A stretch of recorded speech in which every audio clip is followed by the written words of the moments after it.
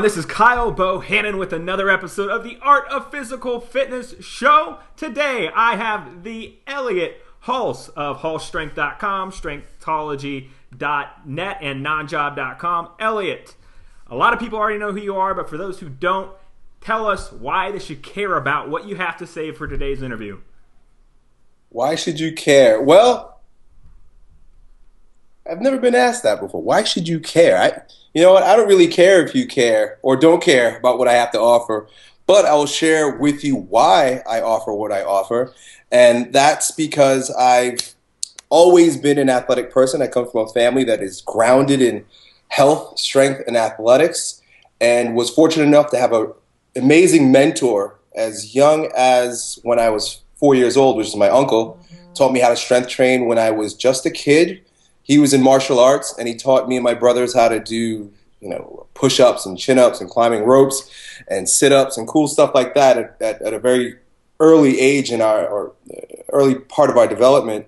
And I went on to earn a college scholarship to play football and studied exercise physiology in grad school and went on to become a professional strongman. And now I teach people how to grow stronger. One of the experiences that I had that gives me impetus to share what I do through the internet was a really bad injury that I had maybe about 4 years ago, where I was developing my strength to become one of the best. I was poised to be the strongest in my weight class in the sport of strongman. I would have been America's strongest 231 pounder. And I took my pursuit of strength just a little too far in an unbalanced way and tore my bicep.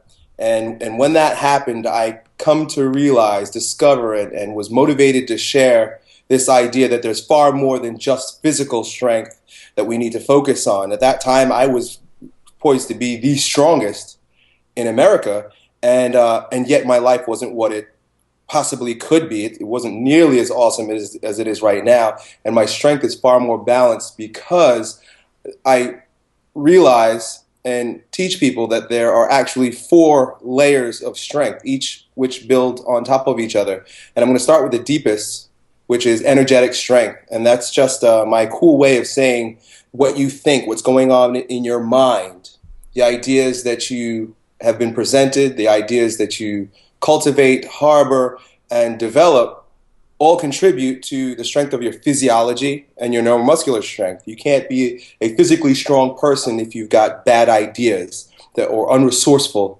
ideas. And there's so much more to that I'll share with you later, but that brings us to physiological strength, which you may have spoken a little bit with my brother about, and that is how your digestive system is functioning, how your hormones are functioning. It doesn't matter how much you could bench press if you've got GERD and you're constipated, and you've got stage 3 adrenal fatigue. All these things will eventually summate to you collapsing. You're never going to be your best if you're ignoring that layer of your strength. On top of that is your neuromuscular strength, the most obvious one, the one that we always work on as bodybuilders and powerlifters and strongmen and strength trainers, personal trainers. This is the most superficial layer. It's an expression of what's going on in the deeper layers, but many times we take an imbalanced approach by focusing just on the most superficial layer. And that's what I wanted to make sure people understood, was that there's a physiological and there's an energetic foundation for all of this. The 4th layer of strength is what I call presentable strength. And the project that I use to teach presentable strength is the non-jobs campaign that you were talking about. And that's basically, you're becoming the strongest version of yourself. You're growing stronger physically, physiologically, energetically. What are you going to do now? It's not just for you. Your strength is for everyone. You present your strength to the world, and you are a present to the world when you discover the means by which you go out and spread the strength that you're developing. Now, going back to neuromuscular strength, I had a fan when I posted on Facebook that I was going to have this interview. He wanted me to ask you, you speak of, in some of your videos, avoiding attachment to any certain things, and he wanted to know, how do you avoid becoming attached to the neuromuscular strength component of the 4 layers? Well, you could take the path that I took, which was to develop it in an imbalanced way, basically focus all your energy and strength on developing your neuromuscular system in absence of the others, and then watch it tear. Do you see? So you can become very attached to it, and a big part of the reason why I do what I do is so that I can show people the way without having to make the mistakes that I make. You can focus on that, but eventually you're going to get to a point where you will experience the fact that it is just one of multiple layers. In fact, it is the most sensitive or most fragile of all layers. It can be easily torn. I mean, all it takes is for you to get hit by a bus and break both legs, and you see just how powerful your neuromuscular strength actually is. But if you've cultivated a very strong energetic strength and your physiology is strong, you'll not only bounce back physically because your physiology is strong, but you will cultivate a stronger character because of the situation due to a strong energetic strength. So to avoid attachment, sometimes you have to have it handed to you. You know, it's like, here, it's not all what you thought it was, and tragedy strikes. But if you're looking to take a different approach, an easier approach, one that I'm offering, which isn't the one that I probably wouldn't learn via this approach. I'm a person that needs to experience things in order to actually embody them. But to avoid the attachment to one, consider that there are four. And always focus on and look for ways that they're tied together. Awesome. Building off of neuromuscular strength, you talk a lot about the role of the nervous system, but both developing strength, but also I've been reading a book lately, The Body Electric. I'm not sure if you've read that book before, but basically just the importance of the nervous system and how it plays pretty much the crucial role in controlling our entire bodies. So go into that a little deeper about your beliefs on training the nervous system, on not just physically in the neuromuscular strength sense, but also in the dealing with sympathetic and parasympathetic nervous system control and things of that nature. Well, you can think of the nervous system as the tie that binds the first three layers of strength together. You've got the neuromuscular system on the most superficial, then your physiological strength, and then your energetic strength. And beginning with the deepest idea, which is your energetic strength, you consider that the mind, the brain, the head brain, which is the one we most often point to, is the powerhouse by which all the others are expressed. Your head brain also extends itself down into your body via the spinal cord and into the peripheral nervous system, which innervates all of your organs. So to consider that the head brain, you know, your ideas, your thought, your characters, your behavior, to consider that it is isolated from that which it innervates through your peripheral nervous system is silly. You also consider that those innervations cross into the musculoskeletal system. So your brain literally is in your muscles. It's in your liver. It's in your stomach. So when considering how to go about training your body, and it's one unit. I look at this whole thing as one unit tied together via the nervous system. You've got to consider what's happening at that level, what's happening at the central nervous system level, and what's happening at the peripheral nervous system level. If what's happening in your head brain and happening in your body brain is imbalanced in any way, shape, or form, it's going to express itself physiologically. So, for example, if you're like most of us, a neurotic person, and you're pretty stressed out about the credit card bills that are piling up, and paying your rent, and your child is sick, all of those are images. Those are all ideas. They're all forms that are coming into your mind, but they are expressed physiologically by a sympathetic response. Your heart rate goes up. Your eyes dilate. Your muscular system tightens up. You shrug your shoulders. You shorten your breath. Your breath becomes far more shallow when you're under that type of stress. So right away we see how what's happening in the quote-unquote mind is affecting us physiologically. And it will ultimately affect us neuromuscularly, because if you are dealing with sympathetic overload because of all the stress that you're perceiving and dealing with in a unresourceful fashion, you become catabolic. Your muscles will not grow. You will tend to store fat. So you can see right away how the root issue is what's happening in the mind. And when I say mind, I'm talking about the entire thing, the entire nervous system. Okay. Now, you talk about it. This kind of goes into it. Breathing into your balls. What do you mean by that? Breathing into your balls. People don't know your videos too well and don't know what you mean by that. Well, your energetic strength, the function of your nervous system, which is will dictate the function of everything else that we just described, is inhibited by an inability to breathe deep, right? Hold your breath for 30 seconds. You start to waver a little bit. Hold your breath for a minute, 2 minutes. You'll knock out. The brain needs a lot of oxygen. What happens is because of our neurotic tendencies and the way we respond to our environment, we end up having what Wilhelm Reich called muscular armoring, right? And this is basically where, this happens when you're under a stressful situation and your shoulders tighten up, or you pull your belly in. A lot of people hold their belly in tight when under stress, or if there's a lot of anxiety. You'll notice a lot of people grind their teeth, right?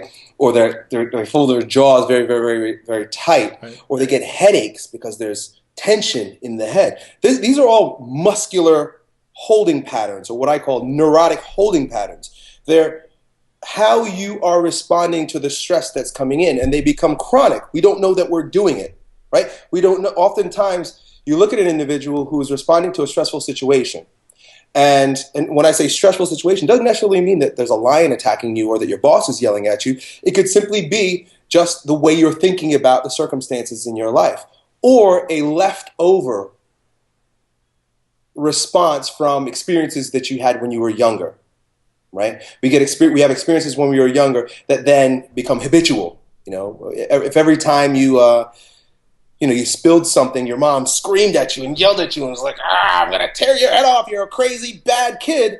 Then you start tiptoeing through life, and literally tiptoeing through life. Your body becomes very constricted and tiptoe-ish, and you're always trying to avoid mistakes. You're looking around, you're fearful, constantly fearful, not to say the wrong thing, not to do the wrong thing. And that is a defense that you learned when you were young in order to deal with your crazy neurotic mother. Right? That physically manifests itself in the tightening of the musculature in the body. So what happens is when those muscles become chronically tight through the neurotic holding patterns around the eyes, around the jaw, around the throat and chest, or across the belly and the pelvic floor, it restricts our ability to breathe deep. If you watch a newborn baby breathe, as it's laying on its back, its whole body is like a wave. Every time it inhales, right down to his genitals are expanding with softness as the diaphragm drops down into the abdominal cavity and pushes the organs down. There's a softness associated with their breathing that is manifested through the lack of tension in the muscular system, right? The baby's soft enough that it can breathe easily. Well, that only lasts so long until we start responding to our environment and we get tight, we get tight, we get tight, we get tight, right down into the pelvic floor, right into the basin there where what the Chinese would call your lower dantian, where basically is where your sex organs are. And I say balls, breathe into your balls, because it just sounds funny, but there's a lot of thought behind it. So when I invite people to breathe into their balls, number one, it is a proposition to recognize that you're not breathing deep enough. None of us are. And that there is muscular tension across the bands of your face, your neck and chest, your belly and your pelvic floor that is restricting your ability to breathe deep. It's also a solution because I offer people different methods for softening the musculature of the face, of the chest and neck, the belly, and the pelvic floor. And that comes through different stretches and bioenergetic exercises that I talk about often in my newsletters and on my YouTube videos. And I'm working on a video course right now that's all about helping people breathe into their balls by breaking up the neurotic holding patterns that are sucking us of vitality in life. Now, do you think going back to a baby who you're saying doesn't have any of those patterns developed at this point, is that state the optimal state that we're designed in a way to be at, and then these external things that we have going on that we respond to as we grow and we adapt to are sort of enemies, if you will, for lack of a better term right now. But is that more the ideal state, and we just lose that as we grow? It's funny. I've heard this saying once before, and it's been meant. It's meant in a different context than the one that I'm going to share with you right now. But listen, my father used to say, "Once a man, twice a baby." Right? So as a person evolves, they're a baby. They grow through manhood, but they come back to being a baby. And when he would say that, and I think the way the saying was intended was that, you're helpless as a baby, you become a man, and then you're helpless as an old person who is reaching for the grave. Do you see? Yeah. But the way I like to describe it here is that you start out fresh. You're tabla, what do they say? Tabla rasa. You're a clean slate, uncarved block, as the Taoist would say. You start out perfect. But in order to make your way in the world, we're taught all these different abstract ideas that help us navigate the society which we're in. And we all know that, everybody wants to talk about what's the truth. Truth. Well, really, the only truth is that which resides in your body. Everything else has been taught to us. Everything else is basically an idea. Because if you go from culture to culture, or if you go from generation to generation, the truth changes. Right? They're all abstract. They're all simply ideas, and it's not right or wrong. And I want to get to that point very, very quickly. There's no right or wrong. It's just what it is.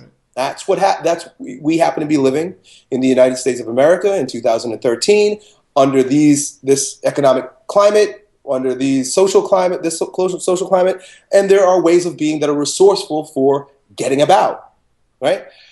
They're resourceful for getting about in life, but they also sully the pureness of the baby's body, the baby's mind body, do you see?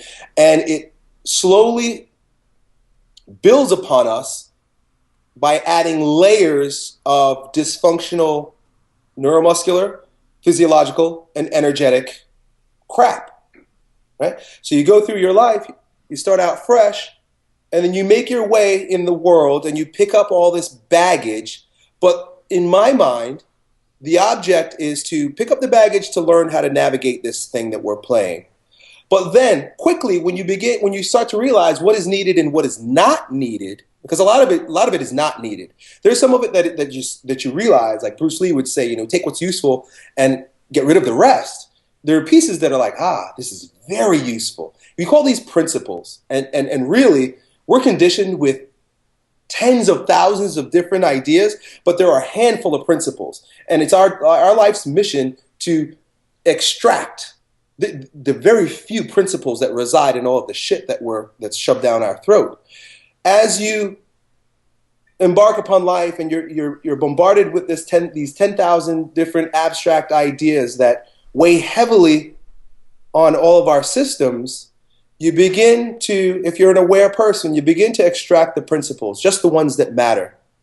And then you don't have to carry as much, and you have the time and the emotional resources to come back to the softness associated with your true being. And that's when we start working on becoming the strongest version of ourselves. That's when we start to realize, you know what, I am neurotic. I'm not breathing deep. My physiological strength is weak because I realize that every time I take a poop, it's diarrhea. For the past year, I've had loose poop. And I have to drink 4 cups of coffee to keep my eyeballs open at work. And every time I get into a relationship with a woman or a man, I tend to destroy it. I can't hold down a good relationship. I can't seem to make enough money. These are all different things that you start to recognize, like, there's probably some bullshit in here that needs to go. And you embark upon a journey to coming back to your roots. And you become a baby again, not in your immaturity. It's a totally different experience. You become a baby again in the pureness of your intent and the innocence by which, and when I say innocence, I don't mean like ignorance innocence, like you're a stupid kid. I mean innocence in that now you're living from your heart once again, and you go out into the world and you have the tools associated with sharing, but also without being bombarded with all the neurotic tendencies that most people proceed with.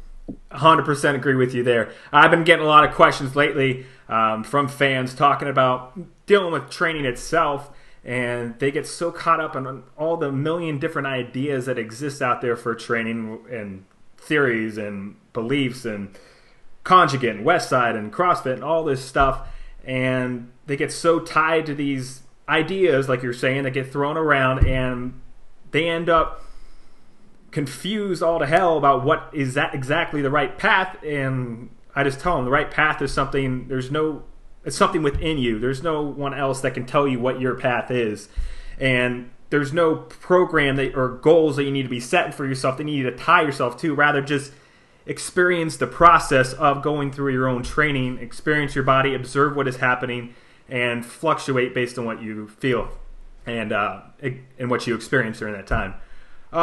So let's move. It's kind of going back before you were talking about gut health a little bit.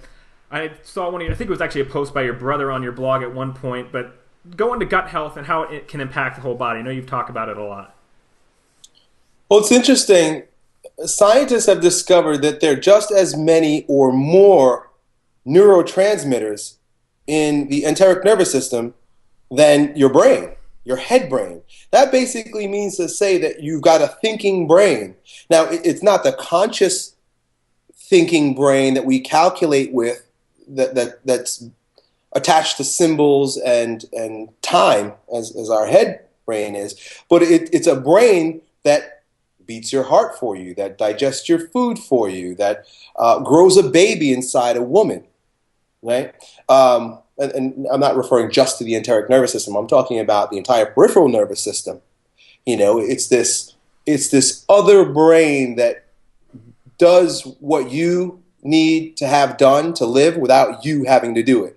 You're not dilating your eyes when it becomes dark, but you are, right? There's a brilliance in that part of our nervous system. And it is, just as breathing is essential to life, food, digestion, the energy that charges our body is essential for all of these processes to happen. And that's why there's such a powerful network of thinkers within your belly, within your gut, within your enteric nervous system, and all these neurotransmitters that are literally thinking for you without you having to think about it. When I say you, I do this because who are you really? Right. The thing is that although we consider the fact is that nothing that's inside our body is only inside our body. We are working with the environment, you know. So you might think, these are my thoughts. These are the things I'm thinking about. These are my ideas. Well, no, not really, because you started out empty, and these are all things that came in from the environment.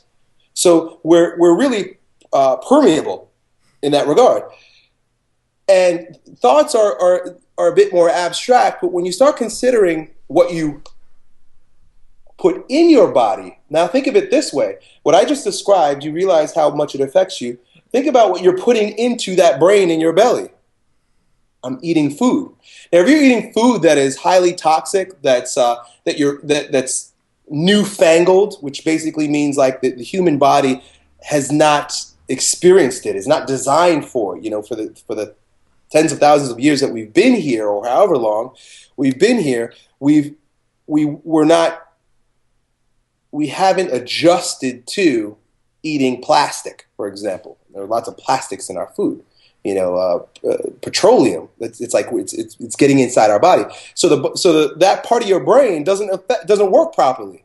If you consider that, like, if you're being exposed to bad ideas, right? If you're being exposed to violence consistently, you're going to be a violent person.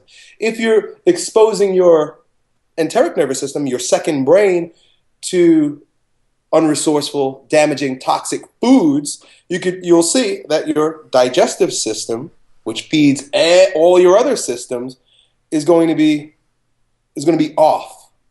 You see, so when most people start talking about nutrition, it's usually like my macros, you know, balancing my macros, and you know, different bodybuilding methods for leaning up and stuff like that. When I talk about it, I'm describing how the quality and the quantity of the resources by which you're charging all the systems of your body.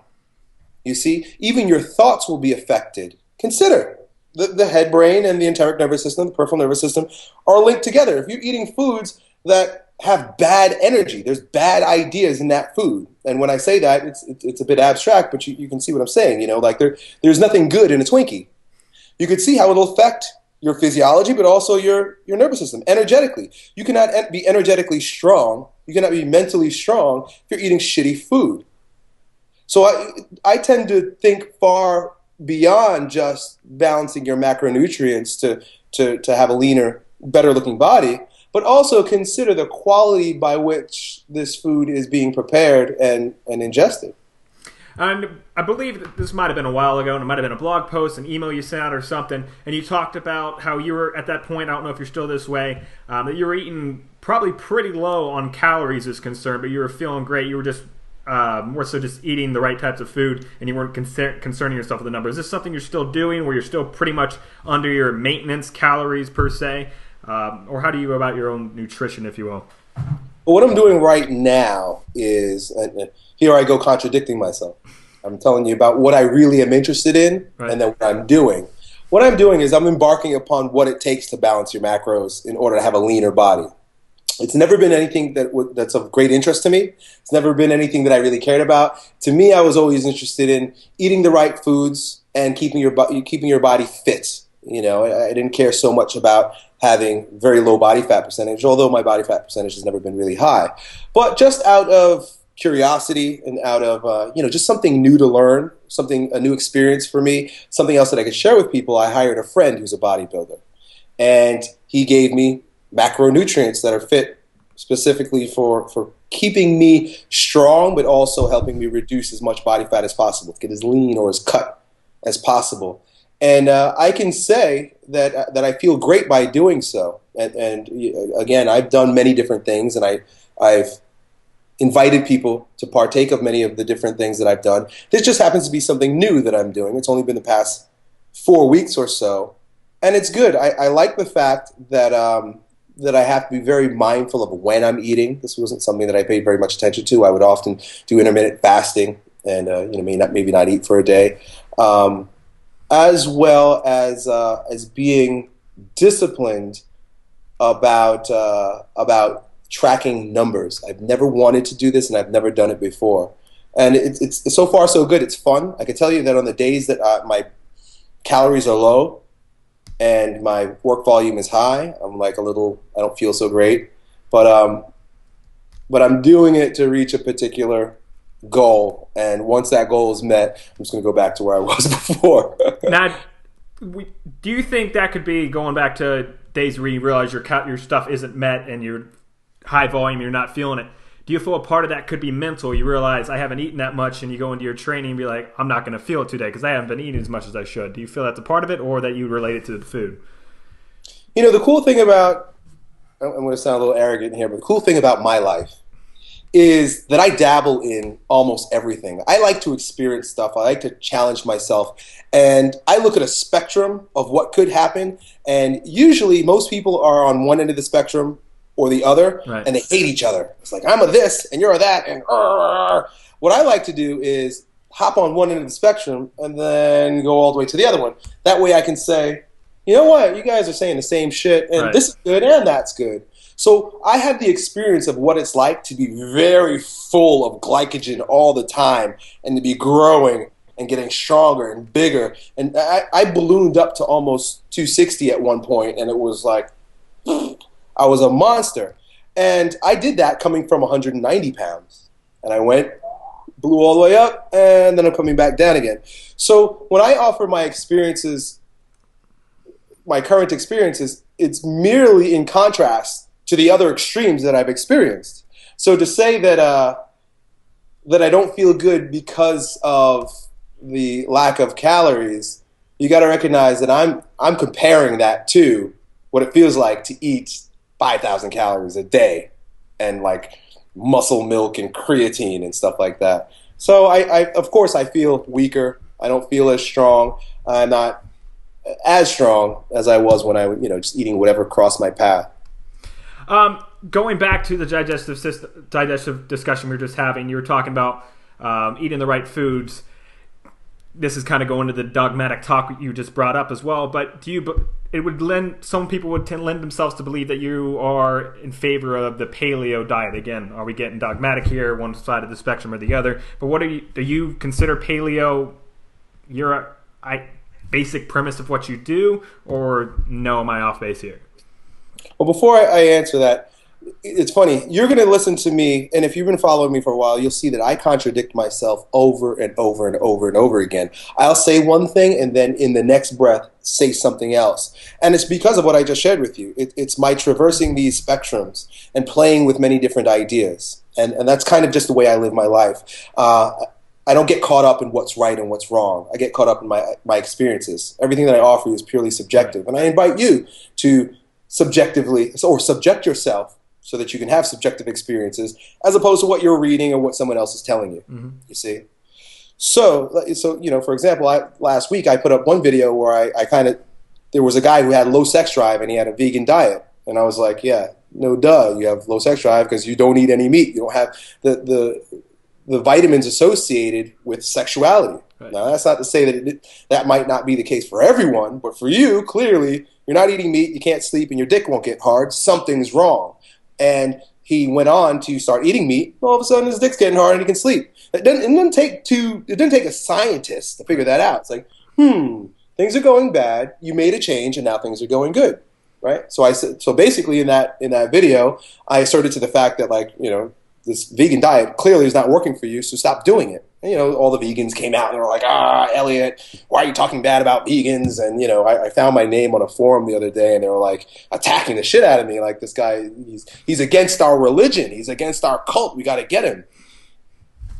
2 days later, I made a video where I just told a kid who had acne, real bad acne. I said, look, you should probably do a vegan cleanse, spend a couple of weeks, maybe 2 weeks on a vegan diet. The reason why I offer that is because I realize that there's validity to cleansing your body for a period of time because of my experience. I've tried this with a vegan diet. I don't remember the exact question you asked me, but my point is that I don't think there's a right or wrong. I think that there are many different ideas. Oh, okay, I remember your question. There are many different ideas that may or may not be resourceful for you. One idea, though, that I happen to be holding pretty tightly to, right? And again, for me, this is all abstract. I'm holding on to it tight, but I guarantee you, one day I can let it go. Right. It doesn't own me. Ideas don't own me. I play with them. And I like this one. Is based on the work of Weston A. Price. And you may be familiar with the work of Weston Price. He was a scientist and a dentist in post-World War II, like during the brinks of the Industrial Revolution in the United States, I think like in the 1920s or something like that. He started to notice that his patients were having like really screwed up craniofacial postures, like the bones in their face were shrinking, and it was causing an onset of needing braces, which he never saw. He had been a practitioner of the dental arts for decades, and then all of a sudden, like, whoa, kids are needing braces. And he decided to do some research and discovered that he traveled the world to study different indigenous tribes to see what they were eating. And he took extensive notes in this book called Nutrition and Physical Degeneration. And he describes the character of these people, and he also describes the physical structure of these people. And one of the things he recognized was that there were no facial deformities. Their teeth were always, their jaws were always wide and sweeping. Their skulls were always round and full. Their teeth were always straight, right? And he wanted to know why.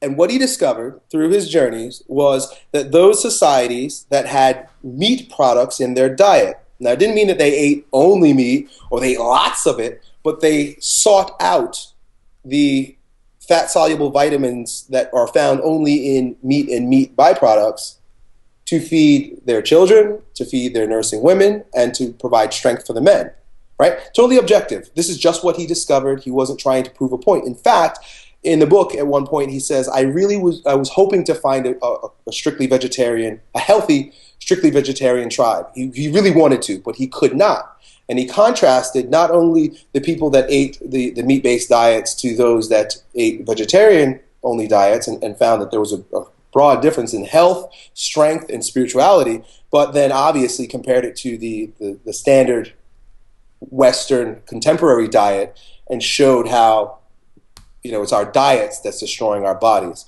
So when you ask me, do I lean towards paleo? It's simply because of the work done by Weston A. Price, and it has been yet to be refuted.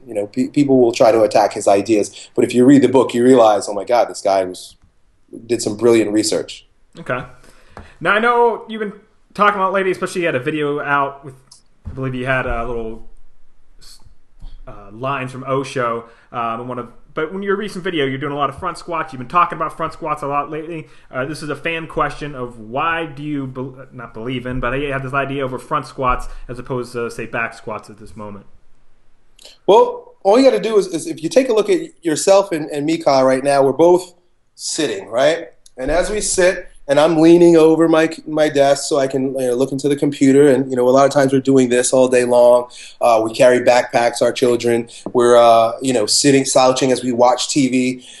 We're constantly destroying our posture through overflexion, right? We're always overflexed, and it is the path of least resistance, because if you study embryology, we come from a curled up position in the womb, right? Flexion is not our natural position, but there's least resistance to flexion, right? Somebody's tired. But flexion also stifles our ability to breathe deep. It destroys our ability to digest food. And if you simply just put yourself in this type of position, you energetically feel low energy, depressed, tired. You see what I'm saying? Yeah. You walk around like this. You take on the character. So in my mind, the very first purpose of exercise is to build structural integrity. And that would mean a strong posture. That means the vertebrae of your spine should be properly aligned. You want all of your discs to be centralized. You want to be upright and tall. Exercises that force thoracic extension, in my mind, should be at the pinnacle, should be at the top, or better yet, at the foundation of exercise programming. So deadlifts done properly that force thoracic extension go right to the top of my list. And the reason why deadlifts and front squat are at the top of that list is because they're integrated exercises. They require all of your body. You could say that bent over rows might force thoracic extension. Yeah, but it doesn't stimulate the entire body the same way that a deadlift or a front squat does. As opposed to back squats. See, most people, if you axial load, if you press down on the spine of an individual, when I say axial load, I mean you're pushing down on their head or very high up on their spine, all their muscular imbalances start showing themselves. The hyperlordosis of the low back, or the hypolordosis of the low back, the excessive curvature of the upper back. You see people back squatting like this. All the imbalances become magnified when you add resistance or weight bearing to the axial spine, to the body. So back squats are cool, but back squats aren't going to support you in correcting postural imbalances. Front squats force you to present with thoracic extension. You can't do a front squat with a rounded upper back because the bar will fall, or you'll try to hold it and you'll hurt your wrist. You literally have to draw your chest up, which means that you've got to have supple abdominal muscles. Your upper abdominals can't be tight. Also means that your pec minor and your upper trapezius can't be tight. All those muscles need to be mobile enough to allow you to hold the bar in that position, and so on and so forth throughout the entire body. So that's why I say that if you're going to squat, the very first type of squat to do in order to build structural integrity would be your front squat. Okay. Another fan question. Plateaus. Now, I believe he's talking just in training perspective as far as plateaus and how to overcome them. But if you want to elaborate further, just my interjection question of how do you overcome plateaus in your life and the non-neuromuscular layer of strength? Well, before we talked about principles, and as you you start out as a baby, you pick up all this shit, but you find out that there are just a handful of principles, and then you come back. One of the principles that you're going to discover that works, and the reason why it's a principle is because it applies to everything. It applies to the development of your neuromuscular strength, physiological strength, energetic strength, any and everything that you do. You could usually take one principle and you apply it. And there's one principle, and I'm not going to give it a particular name, but it's an idea, is that everything in life changes, right? I wish I could remember. Did you ever read the book, the Kabbalion? No, never even heard of it. Okay, it's based on Hermetic philosophy, but basically this is the book of principles. Like if you want the book of the principles, this is like, it says base as you get. Like these are the principles, and one of those, I'm trying to remember how he describes it, but it's the law of change. Nothing is static. Right. And although we build habitual patterns, we do the same thing over and over and over and over and over and over again, right? Based on, ideas of the mind. We do these things, we do this thing, we do this thing, we do this thing. But environments are changing. Physiologically, we're changing. That part of our brain that thinks without us thinking is changing. We're changing, And if we keep doing the same thing, and the environment and circumstances are changing that are completely out of our grasp, we can end up in a rut. We can end up in a place where we didn't evolve properly. Things are moving, but you're still doing the same dumb shit. Right. You see, and it may not. I say dumb shit because it's not working anymore, but it may be resourceful to you at one particular time. Right? You doing this exercise or behaving in this particular fashion was resourceful for you a year ago. But guess what? It's 365 days later, and now you're in a rut because you're still doing the same shit, but the environment intrinsically and extrinsically has changed. So what you've got to do is step back and look around at how can I adjust things. Now, you might not know the right way to adjust things, but I always say that any change is better than no change. Start experimenting with what you might need to do in order to continue to progress. If that means changing the volume of your workouts, if that means changing the tempo of your exercise, if it means changing the frequency of your workouts, if it means dumping your girlfriend, whatever it is, you need to do something so you can get out of that rut. I often say, and one of my idea that I have is that depression is a function of not doing something that you know you should be doing, which is usually based off of the fear of not changing or the fear of change, or you're doing something that you probably shouldn't be doing anymore. Maybe you shouldn't have been doing it to begin with, or it's no longer resourceful. So you've got to change. You got to go do something. Okay. Going to shift the discussion more to business sides for any of the business owners out there, fitness business owners, or anyone looking to start you talked about the non-job. Let's first get into your non-job campaign and then a couple questions that people were asking me to ask you. Okay, well, briefly, it is the fourth of the 4 layers of strength, which is now how are you going to share? How you're developing yourself, but not for yourself. We develop ourselves for those who we impact, because you're going to die. We all die. That's just part of the deal here. But while you're here, might as well send out some positive vibes. Might as well change people's lives for the better. Spread ideas, right? Why not? I mean, it doesn't necessarily mean that you need to be the next Jesus or Mother Teresa, but you're here, might as well do the best that you can with what you've got. And I offer that in the layer of strength called presentable strength. And I say presentable, and it's a play on words because it's, well, how are you presenting yourself? You're basically your presentation to the world. And what kind of present are you giving to the world? What kind of gift are you giving to the world so that when you leave, there's a legacy? The way that's played out, the way that works out is with what I've called the non-job campaign, but now I've changed it to the non-job revolution because the campaign's over because we've got over 5,000 subscribers. I mean, no more campaign. Now it's revolution. Let's go and share this shit. Is to take my experiences with building my business, and I use that term loosely, but building my means for sharing my ideas and message and service with the world and earning a living by doing so. You're only as good to other people as you can take care of yourself. And one of the problems that do-getters have is that they don't know how to earn money. And it's a tragedy because it's like, man, you're brilliant. Damn, you've got a lot of really good ideas. Damn, you're very good at what you do, but you don't know how to get clients. You don't know how to get customers. You don't know how to spread your message. And there's usually an energetic reason why, poor bad feelings about earning money, or technically you just don't know how, right? And I spent tens of thousands of dollars for the past 5 or 6 years learning how to do what you see me doing. And I truly believe that it's the way of the future.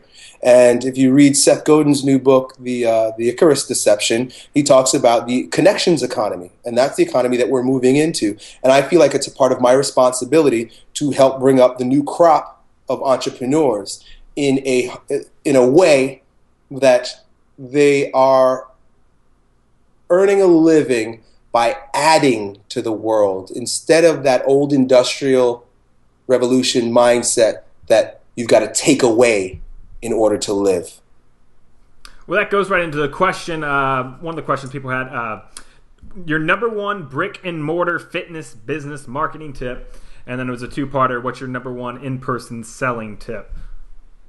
Well, the very first thing to recognize is that no matter what business you're in, brick and mortar or digital, you are in the business of connection. You're in the business of connecting with people, and connection happens through words. So, in other words, you're in the information business. You're in the business of sharing your ideas with as many people as possible. It doesn't matter if you use the internet to earn a living, quote unquote, because you will. If you don't use the internet to earn a living in this day and age, even if you purely serve people and that's how you receive a check, then you're a dinosaur. You're gonna fade out and die. You're not going to last very long. Show me one business that doesn't have a website, and I'll show you a business that doesn't exist. You understand? So get into the mindset first that you're in the information connection business, not the service business. You think you might be in the business of counting reps and showing people how to activate their glutes, but really you're in the business of sharing powerful ideas with people so that they're inspired to come and you can count their reps and ignite their glutes. You know what I'm saying? Right, yeah. Get it into your head. Get it into your head that you've got to share who you are with people through the internet, via videos, via blogs, via newsletters, via Facebook, YouTube. First, it's the very first rung of what I call the non-job ladder. And then ultimately bring people into if your goal is to bring them into your brick and mortar business, then quickly escalate them to that portion of the ladder. This is the method that I use to build my gym. You see, so the foundation, the structure by which you build a brick and mortar business is not any different than building a digital communicative online business. Right. So what would his other part of the question was your number one in-person selling tip. He was the guy who brought this question up, says that he's been running a lot of free camps, strength and conditioning camps, but offers to get people to come in after that camp, collects their names and emails and all that stuff, and but can't get them to come in and commit to continuing training. So what would you give to them, a tip for once you have them in person to sell to them? Okay, now I can offer you a tip, and it's probably a tip that you've heard before. So the tips aren't the problem. Okay, everybody wants to know techniques. They want to know tricks. What can I do here? How can I manipulate this way? What technique, what technical thing can I add to this that's going to make the whole thing work? I can tell you, and you're not going to like my answer, right? Because if you want techniques, there are guys you can go to techniques for, and I can tell you some techniques. What really matters is your intention. What really matters is the root of all your strength, which is your energetic strength. And that expresses itself and is transferred to people via the passion that you can cultivate about what you're offering. I studied sales. In fact, I was the top grossing salesman at the personal training gym that I worked at when I first moved to Florida, and I built a business because I know how to do face-to-face selling. But I could tell you that according to Brian Tracy, who I studied, you want to study sales, study Brian Tracy. Brian Tracy would say that sales is a transfer of passion. How do you feel about yourself? See, if you're having a problem getting people to give you money, that might mean that you have a problem getting money. What are your ideas associated with getting money? How do you feel about that? Do you feel kind of sheepish asking someone to write a check, or can you say, "Hey, next time you show up, just give them a handshake. Please bring a check for $275 so that we can continue training." You see, that's called closing the deal. The problem isn't the tools and tips and techniques. It's, can you do that? Do you have enough balls to say, "Hey, next time bring a check. I'm happy that you enjoyed this. Is this something that can help you? Great. Here are my rates, and can I take your credit card?" Because now they've got these things where you can swipe people's credit cards. Yeah. You say, "Hey, do you have a credit card with you?" It's simply closing the deal. You have a problem closing the deal, and it has to do with the size of your balls. You've got to build the courage. That's a virtue that you need to work on, is courage. It doesn't take tips, techniques, or education to figure out how to close the deal. It takes a big set of balls. Right. So next time, just say, "Hey, it's $275 a month. Do you have your credit card with you? I'll swipe it right here." Boom! You'll be amazed at how many people all of a sudden you're closing. That's exactly how it goes at my gym. I used to concern myself with little details, way I was saying things to the potential customer, certain things around the gym, testimonial stuff, which I do still have, things hanging on the walls and things of that nature. But at the end of the day, it just came down to being passionate in front of the parent, because I work with teenage athletes, so working with the being passionate in front of the kids and the parent, and then from there, after the training sessions, like, what'd you like about it? Okay, great. I can help you this way because I saw this wrong, and so here's our memberships. Which way is the best for you? But it's real simple, like you're saying. Just got to have balls to just put it out there and have passion about what you're doing. All right. The final question was from, I believe, someone over in Switzerland or over in the Europe area, and he was wondering, do you have any plans to travel to Europe for, I believe, one of your Yo Elliott live seminars? Not in the immediate future. I'm married and I have 4 children, all under the age of 9. So leaving my wife for any more than 2-3 days with all those crazy rugrats isn't fair. So if I were to travel to Europe, I'm sure that would take a week or so. It'd have to be something that I have the time and personal availability to do. And until all my kids are in school or, they can take care of themselves. I mean, I bathe all 4 of my children every single night. I'm still wiping butts and changing diapers. Until some of that stuff is taken off of our plate, I will definitely be spending most of my time hopping on airplanes that get me where I need to be in a matter of hours and then coming back home before the weekend's over. Now, this final added question here at the end. Do you have any upcoming seminars that you're going to be putting on just through yourself, through your at your gym or elsewise? Yeah, there are 3 things that I'm offering. The first 2 people should know about already, and I guess I could send you a link or something, or you'll see it on my blog. The very first one is the Yo Elliott Live I'm doing in Miami at the end of next month, and that should be a lot of fun because we're doing a big dinner afterwards at an all-you-can-eat Brazilian steakhouse. That should be a lot of fun. And Miami is an awesome city, so it'll be more than just shooting the shit and learning. It'll be a good time.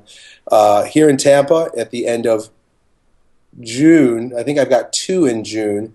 One is the non-jobs meetup, where we'll be talking about building your non-job, and I'll be sharing my experiences and how you can build your non-job ladder for whatever business you're in. I'm shocked at how many different types of businesses we have in the revolution. And then finally, we're just putting this together now. We're doing a strength camp performance clinic at my gym, where it's strictly flipping tires and loading stones and deadlifting and learning how to use the exercises that I often talk about and how to program them for your athletes or your clients if you're a trainer. Awesome. Well, Elliott, I want to thank you for taking the time out of your, busy schedule for this interview today. It was awesome. A lot of good stuff we covered. I'm sure all the questions that were asked by the fans will appreciate your answers to them. So, once again, thank you, everyone. Thank you for tuning in to this episode of the Art of Physical Fitness Show. And until next time, I will talk to you guys later. Check out Elliott at HulseStrength.com, strengthology.net, nonjob.com. And as always, ask me your questions on YouTube. That is your username on YouTube, Elliott Hulse. Searching under that. Strength Camp. Strength Camp is where my strength training questions are answered. Elliott Hulse is the one where I answer more life, philosophical, psychological type stuff. Awesome. Well, that concludes us for today, everyone. Thank you once again for tuning in. I will talk to you guys soon. Bye. Cool. Thanks.